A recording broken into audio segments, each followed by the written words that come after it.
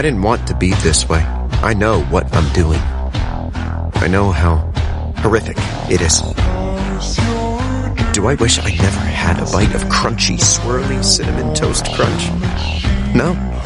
Because even though it's alienated me from everything and everyone I've ever loved, whenever I taste Cinnadust, I know I'd do it all again.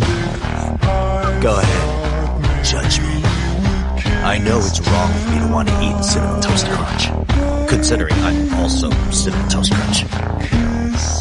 But ever since my first crunchy, swirly, Cinnadust covered bite, I can't hide who I am.